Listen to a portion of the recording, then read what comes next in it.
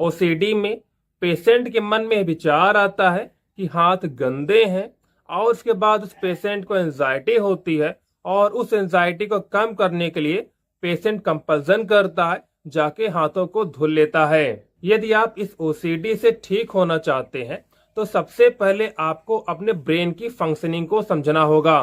हमारा जो ब्रेन होता है वो सिर्फ एक्शन की भाषा को समझता है। आप इसे कुछ इस प्रकार से समझिए, जैसे आपके मन में विचार आया कि आपके हाथ गंदे हैं।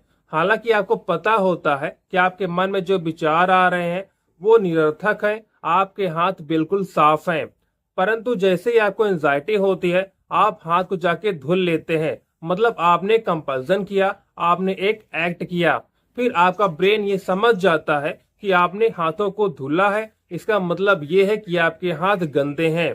और जितनी बार आपके मन में विचार आएगा उतनी बार आपको एंजाइटी होगी, और उतनी बार आप जाके हाथ को धुल लेंगे। और जितनी बार आप हाथ को धुलते जाएंगे आपका ब्रेन इस चीज को एक्सेप्ट करता जाएगा कि हाँ आपने एक्शन किया, आपने हाथ को धुला, इसका मतलब ये है कि आपके हाथ गंदे थे। इस प्रकार से आपकी जो ओसीडी होती है वो बढ़ती जाती है। अगर आप इस ओसीडी से बाहर निकलना चाहते हैं तो आपको कंपल्सन पर ब्रेक कर लगाना होगा। अगर आप कंपल्सन नहीं करेंगे तो आपका ब्रेन धीरे धीरे इस चीज एक्सेप्ट कर लेगा कि हाँ आपने कंपल्सन नहीं किया, आपने कोई एक्ट नहीं किया। इसका मतलब ये है कि आपके मन में जो विचार आ रहा है वो सिर्फ एक विचार है, वो रियलिटी नहीं है। और धीरे धीरे आप इस ओसीडी से ठीक होते चले जाएंगे।